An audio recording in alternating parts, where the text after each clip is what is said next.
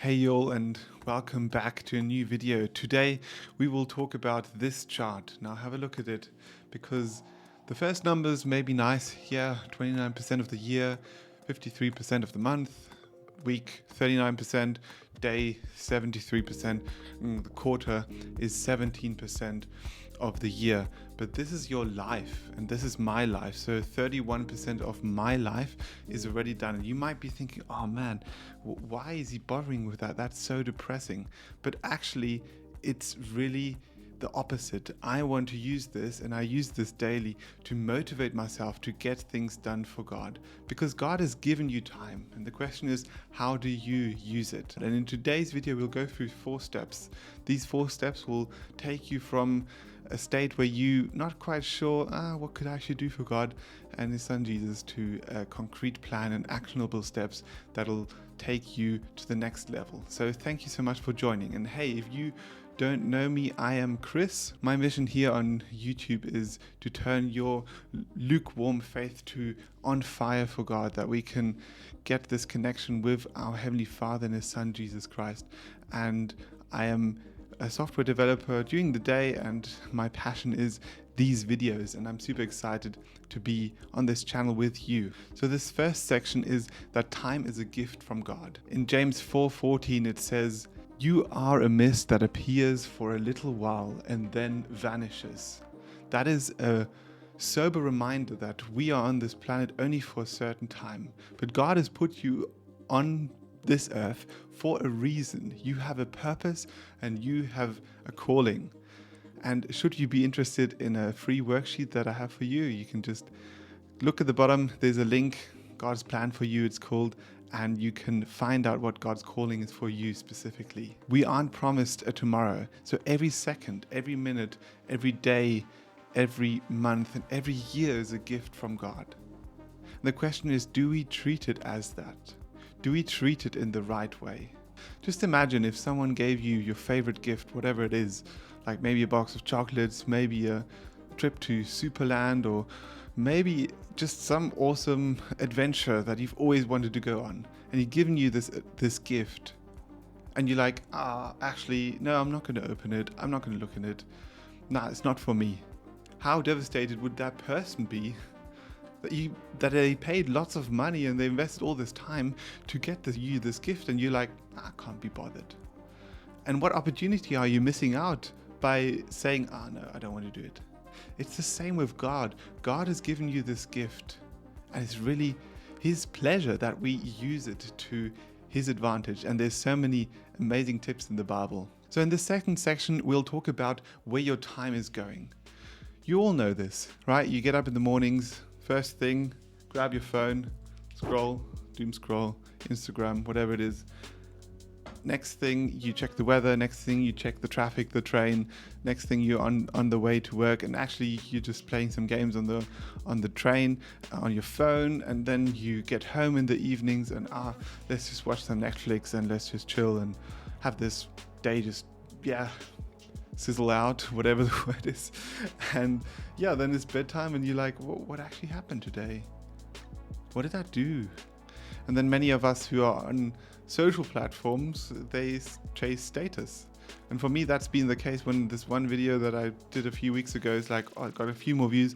I'm on YouTube Studio constantly refreshing. I'm like, is this really the best use of my time?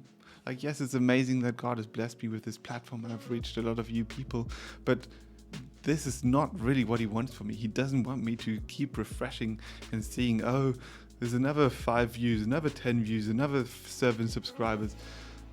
That really doesn't matter. So the question you should be asking yourself, and I should be asking myself, is how can we track our life in a way that we track our spendings? Like, we've got our banking app, we check, what's gone out, what's gone in.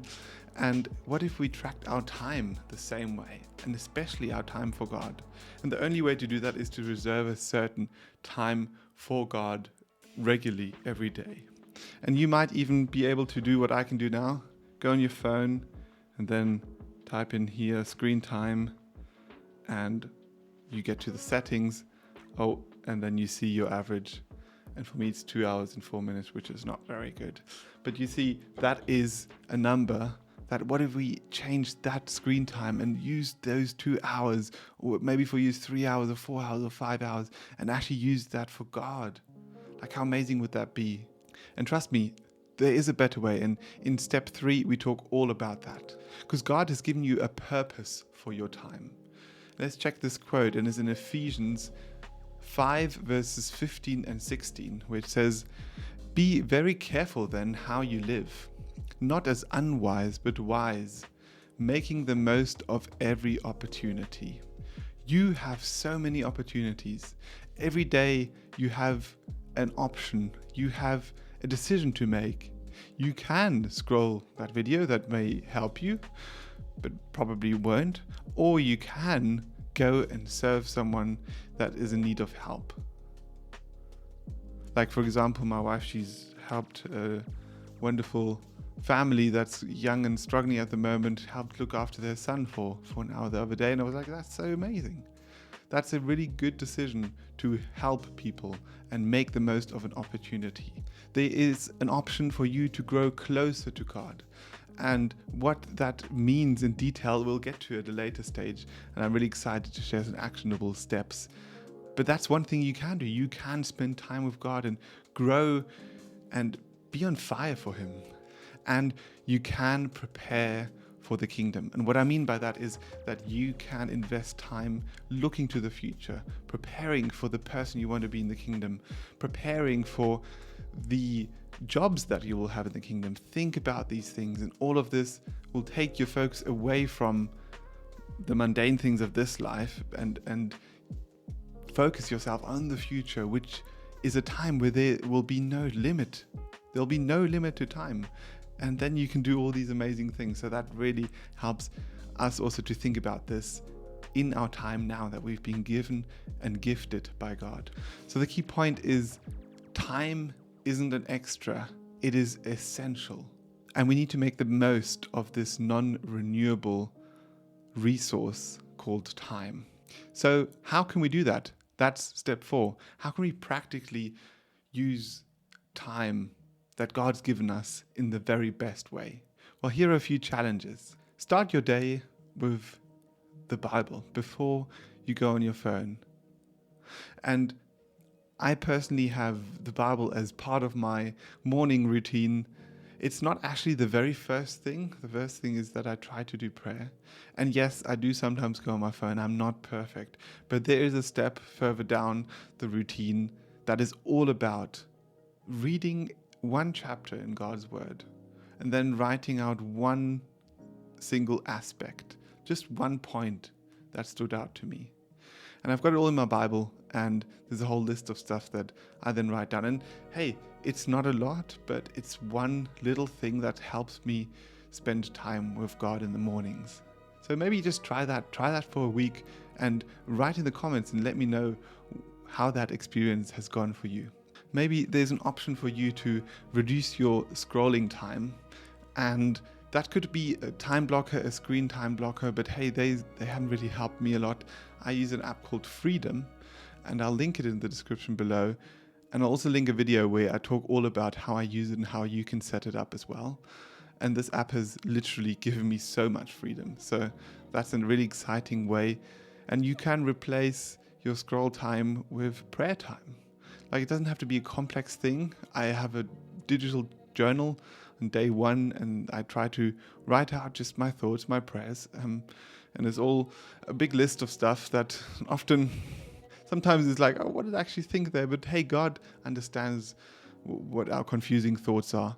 And it's just a good way to get stuff out of your head onto paper, or in this case, into words that God can then understand, you can then speak. Another good tip: if you commute, if you drive, if you take the train, whatever it is, use that time maybe to read if you want to, but I like to just have headphones in or listen to the car audio and just listen to a talk, listen to something that's edifying, maybe even some spiritual music that can just get you that little bit more closer to God, just thinking about these things, thinking about what Jesus did, thinking about what it really means. And through music, you can do so many things. It just changes, it just pulls on your heartstrings.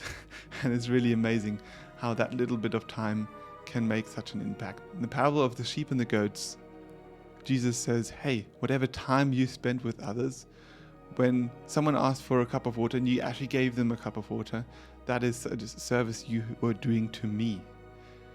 And that will be, where's the hell speaking in the kingdom? And the question then for you and for me is, how can we serve others? How can we spend an hour a week with someone in service, helping them, assisting them, making their day a little bit better? Maybe it's helping out in the garden duty. Maybe it's cleaning a room or a house. Maybe it's just making sure that they have a meal. Anything in that kind of preparation. All these things are really simple, but they make such a huge impact. So God has given you 24 hours a day. What are you giving him back in return? Choose one area where you want to reclaim time. How about you choose maybe your morning, maybe your evening, whatever it is, carve out 20 minutes, half an hour, and see how you can make that time for God. It doesn't have to be reading, it can just be some form of input from the Bible. Maybe it's even journaling, maybe it's even painting, maybe it's something where you get to think about God. Carve out that time, make it all about him, meditate on his word, and let me know how that went. And I'll do the same. I'll comment in a comment below, and we can then keep each other accountable. So thank you everyone who's come so far. You are amazing and I love you a lot. Thank you for supporting me, and if you want to watch another video that's on this topic, I'll put it right below here, and you can also pick one of these, which is what YouTube suggests is the right thing for you. So otherwise, have a wonderful day, God bless, and speak to you soon. Bye.